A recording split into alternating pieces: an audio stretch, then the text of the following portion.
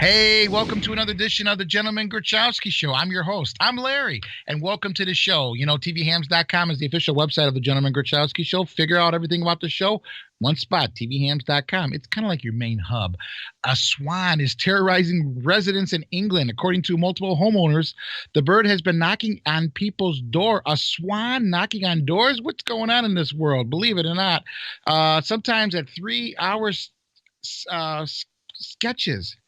You know, 3 hours, the bird is knocking at your door over the past 5 years. You believe that? 5 years, 3 hours a day. This swan, I don't know. Swans are supposed to be swimming in a lake with nice, peaceful violin music in the background, not knocking at your door. Sometimes, 3 hours. One of the residents told the West News Service that the swan rattles his letterbox and then bashes the metal with its beak. just like that commercial for one of that emu. That emu was knocking at the window there. The racket reverbs throughout the whole house, the guy explained. The man also said that he doesn't know why it's attracted to his door. He's tried to install devices to scare the swan away with no luck. So I don't know, maybe a scarecrow or scare a scare swan, a square swan, a scare swan instead of a scarecrow. But nothing going on there. He was able to temporarily stop the bird by covering the whole door. But it also stopped the mailman from delivering the mail. Oops, that happens sometime. Another neighbor told the outlet that it happened to him several times the previous year. It's unclear why this sort of animal has gotten out of control and gotten out of the pond where it's supposed to be swimming peacefully with its violin music in the background. But no, it's sitting there terrorizing that man for the last 3 years for like 3 hours a day. I mean, what do you do with something like that? I mean, it sounds like a bill collector, if you ask me, but a telemarketer always calling you. But no, it's the swan just sitting there. What's going on with that? I think you better check out what's going on, what they're drinking out there, what they're feeding putting in the water, so to speak. Because a swan, peaceful little being there. Sitting there and nothing happening. Hey, speaking of England, there are 18 words that have completely different meanings in England and America. We think of, the obvious words out there, but there are a lot of other words that they use in England and we use here in America. Since here's a one that you probably know about, chips, okay? In America, chips is, potato chips, that's thinly sliced, a deep-fried potato snack. In England, they call it crisp, believe it or not. But while people in England, it means chips are known as really thick, like the thick cut fries, thick cut potato fries, that we would know here. But, they refer to it as that. So there's one cool thing, a biscuit, biscuit. We know what that is. It goes with gravy. It goes on the dinner roll. America, the biscuit, meanings for the word could mean different between enjoying your restaurant order or being surprised by it in another country. In America, a biscuit is a buttery bread, like a dinner roll, as I just said, which can be, put on dishes. You can make it as a sandwich, enjoy yourself. In England, it refers to a cookie. So if you want a biscuit, give me a breakfast biscuit. They're gonna look at you. You can't eat cookies for breakfast, but you can in America, especially you can eat a biscuit. A solicitor, okay, we know what that is. A solicitor is a door-to-door salesperson, probably what that darn swan sounds like in England. But in UK, it refers to lawyers. Lawyers are solicitors. At both places you can agree, but more often, it's not, you don't want a visit from an unwanted visit from a solicitor one way or the other, because the lawyer obviously is going to be big troubles if a lawyer comes knocking at your door. And then also if you you don't want that solicitor. A jumper, here's another fun word. Jumper in England, a jumper is a cozy pullover sweater. So it's kind of like a jumpsuit type thing, A far cry from what America calls it. It's a person jumping, usually a suicide jumper. from a bridge or something like that. So those are a couple of fun words that we have here. And then there's another one, braces. In America, braces are devices used to straighten one's teeth, worn mostly by children and adolescents, but I've seen a lot of adults wear braces lately. Meanwhile, in England, braces can be suspenders or tools to hold up trousers or skirts. So definitely interesting how things go between America and across the pond, so to speak, as they call it. I always wonder why they call it across the pond. To me, it's not really a pond; it's an ocean. I don't know. I never got into the pond in the ocean. But hey, we're gonna have a great guest who's from across the ocean on the show today. Emily Carpenter, who's a singer, actress, and songwriter. She was born and raised in Toronto, Canada, and now she lives in England. So we can find out some more information about her after this. So this is the Gentleman Growchowski Show. We'll be back after this. Don't go away.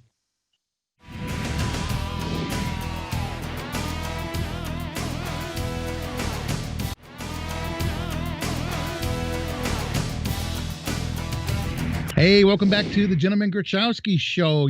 Keep in touch with us on social media. You can always go to TVHAMS.com, which is the official website of the Gentleman Growchowski Show, TVHAMS.com. It's there for you. It's there for all of us. My next guest here is Emily Carpenter. She's an actress, singer, and songwriter. Originally from Toronto, Ontario, Canada. She's live right now from England. How are you, Emily?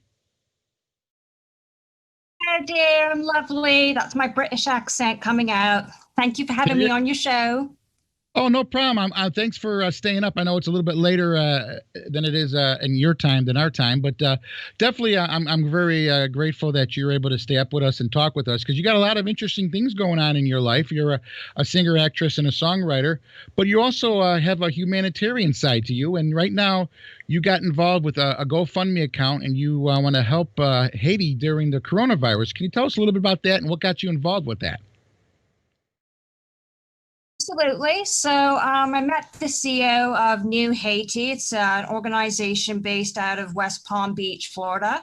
I met the owner, James Toussaint. He's on my Facebook. We connected on Facebook 2 years ago, and he appointed me to be a brand ambassador for New Haiti. James himself is originally from Haiti, but he immigrated to West Palm Beach, Florida when he was 7 years old. Haiti is close to my heart because I have family members that are adopted from Haiti. My grandparents on my mom's side adopted my aunt from Haiti when she was 13 years old.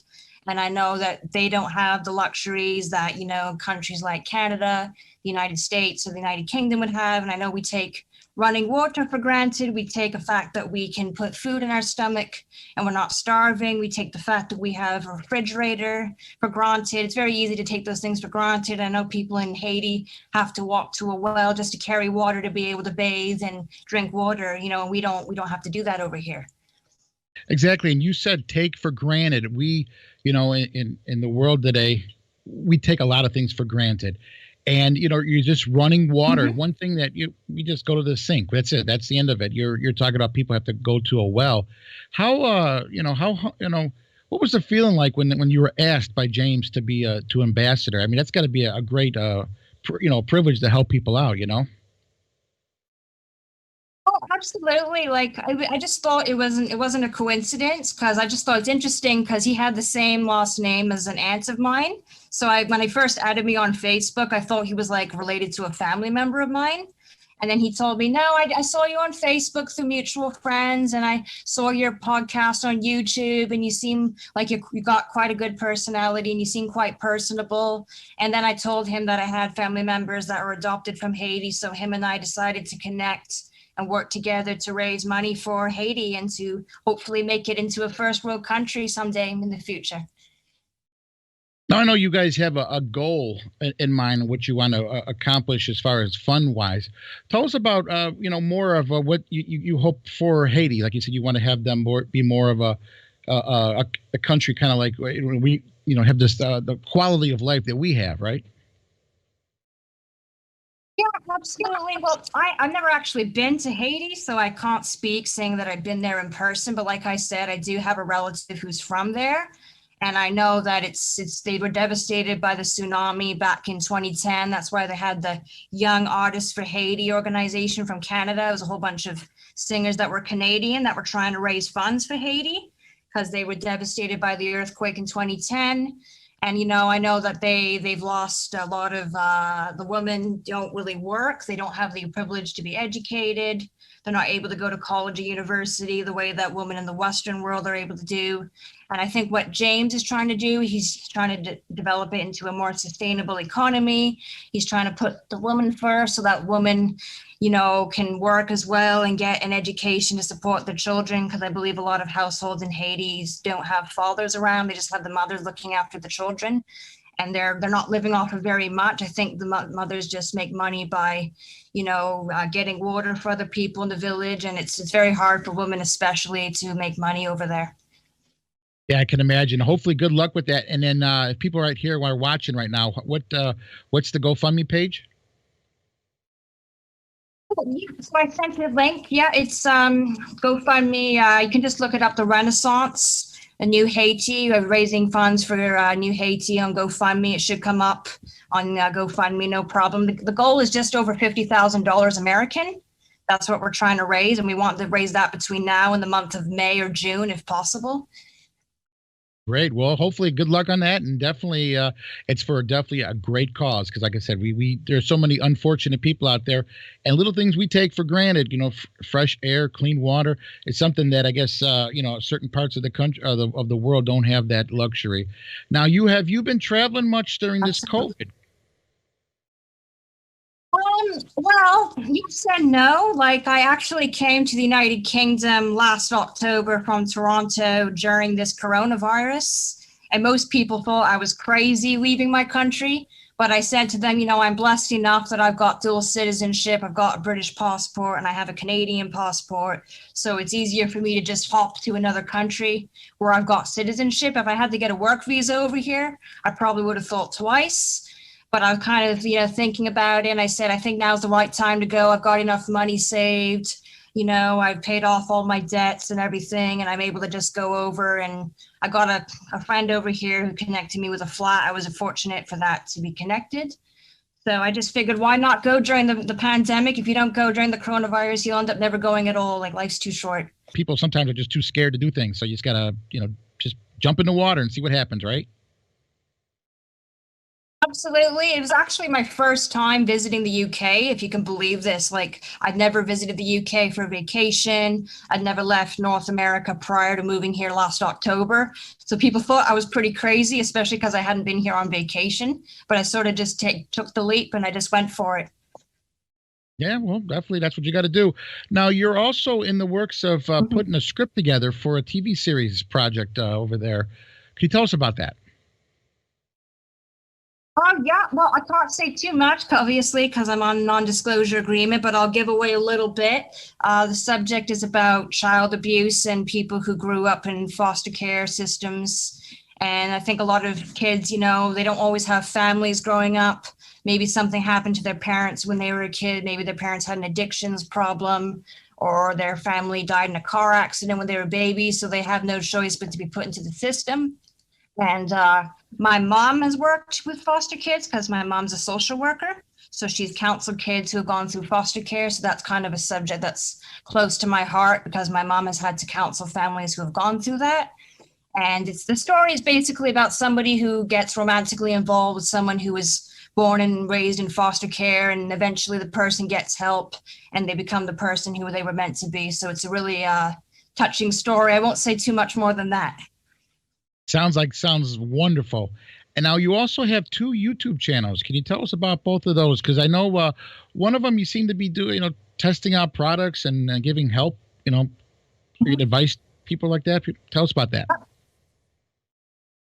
Yeah, so it's called EMZ Diary. So EMZ Diary, EMZ Diary if you're American. And it's just where I'm promoting travel vlogs. I talk about coming to London during the pandemic.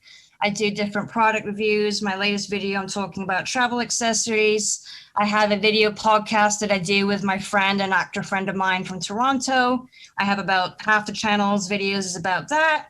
And I also talk about real life stories and helping kids who have gone through bullying, because I went through bullying when I was a kid, and I like to be able to help other people go through that by sharing my stories. Well, that sounds wonderful. And I saw you had a little sketch going where you were a telemarketer. bothering. Yeah, that's right. Comedy. Yep. So you definitely got a comedy side to you, even though you a serious side to your, other things you do. But it's definitely it was fun to watch the comedy side of you. And you've also been in some Yeah, movies, some absolutely. film festivals, right? Yeah, the 48-hour film festival. I was also in the film Roman Toy, and latest film that I did with the 48-hour film festival prior to the pandemic was I was playing a femme fatale, and I was in the back of an Uber, and I had to like shoot the guy that was trying to like abduct me. And it's kind of a twist in the story because at the beginning of the film you think, oh, well, she's being abducted by this guy, she's not the bad person, she's not the killer. And then by the time the end of the movie finishes, you'll see that I've got a gun in my hand and I'm actually shooting the guy that's abducting me. I'm a femme fatale in disguise. Oh, sounds interesting, exciting. And another exciting thing that you've done, you were a runway model for Doris Hung, and also Mark Anthony hair products. You had some commercials for. What? Can you explain a little bit about what you were doing there and how that impacted your life at all or anything? Yeah. Well, actually, it was interesting timing with the fashion show. I had just finished acting school back in Toronto, and I had applied for an ad through an agent of mine through Facebook. She advertised on her Facebook page, and I applied. Not really sure whether or not I get in, because obviously a lot of girls audition for these types of things, but I guess Doris liked my look, and it was actually kind of a blessing because my grandmother was dying when I had to do the fashion show. The weekend that I did the fashion show, my grandmother was in the hospital, and then the day after the fashion show ended, I found out that she was dying, but it was actually a really good distraction for me because I just got to focus on modeling the dress and not having to worry about my grandmother dying. I kind of just put it out of my brain, didn't think about it, and just distracted myself with the fashion show. My mom came to Toronto to see the fashion show, and she was really glad to see me because it was my mom's mom that was dying. So it got my mind off of it, and I got my mom's mind off of it, which was really great. Sounds exciting.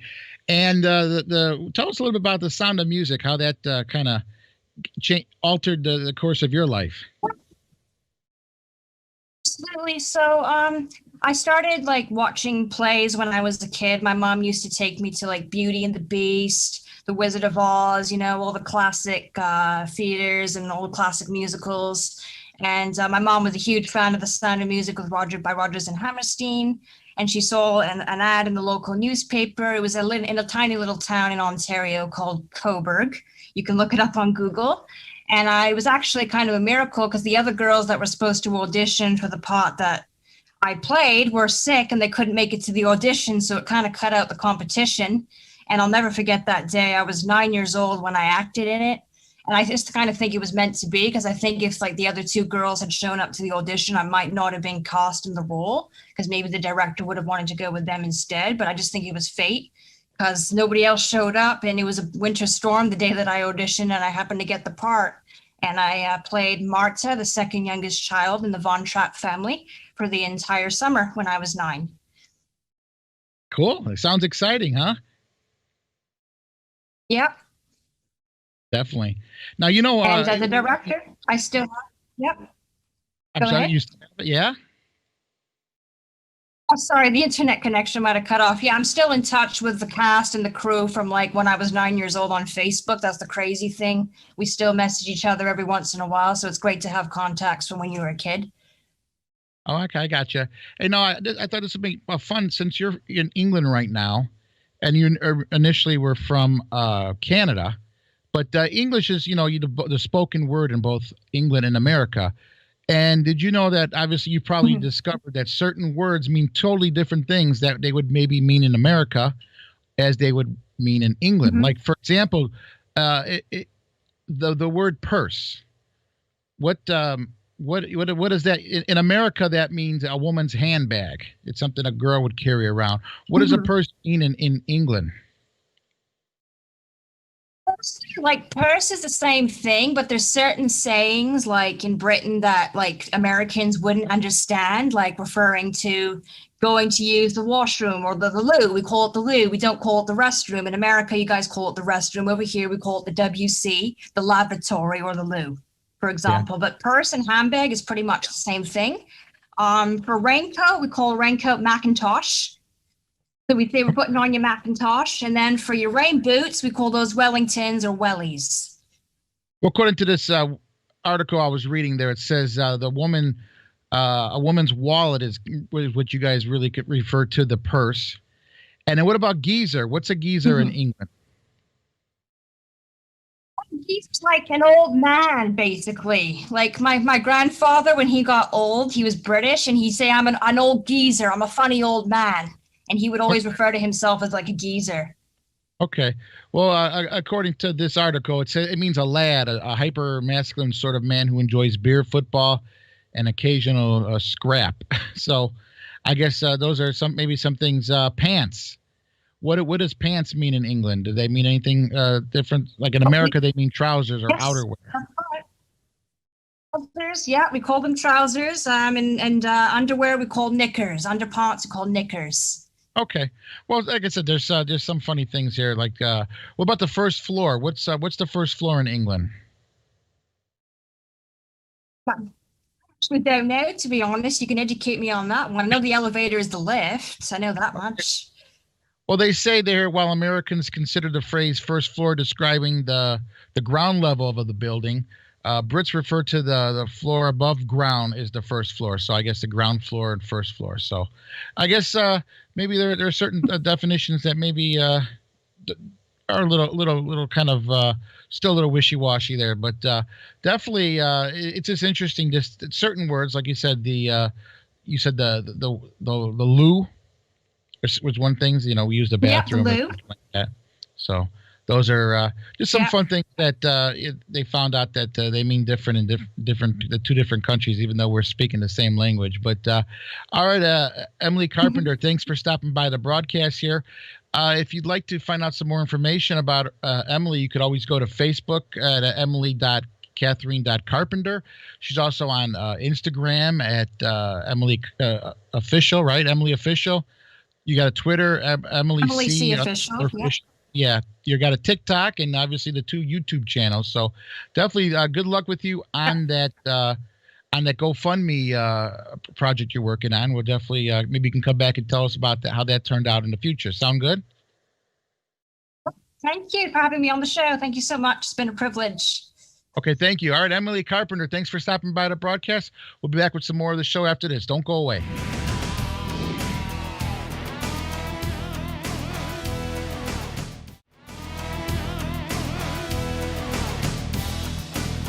Hey, welcome back to the Gentleman Growchowski show. We got a couple more fun translations from across the pond, so to speak, or across the ocean, as I like to call it. Fancy dress. If next time you receive an invitation to go to an event requiring a fancy dress, you'll be glad you memorized the 2 terms that mean 2 different meanings in 2 different countries. If in the U.S. a formal attire such as a gown, black tie event would be called something you wear a fancy dress, while in the UK, United Kingdom, England, it's for costume parties requiring informal get-ups modeled after famous figures. So kind of, depending on where you're at, someone says, come to the show or come to this, come to a show, come to a formal event, come to the event wearing a fancy dress. You know what? You're going to dress up to the nines here, and in England they'll be dressed like Holly Hobby or something like that. So definitely kind of gives you an idea what different things mean in different parts of the country. In England, chaps, here's a fun word, is a term for a group of men. Chaps. Oh, there's a bunch of chaps. On the other side of the Atlantic, which is us in America, it's an article of clothing worn by cowboys, leather leggings, something like that. Something you'd be walking with spurs. Why my spurs are jingle jangling or something like that. And so you definitely, if, you got some chaps over here, you know what, you get a phone call from your girlfriend.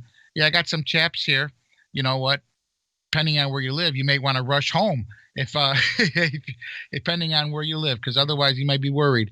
And then bird, similar to chaps in the UK, bird is a popular term for a derogatory term for women.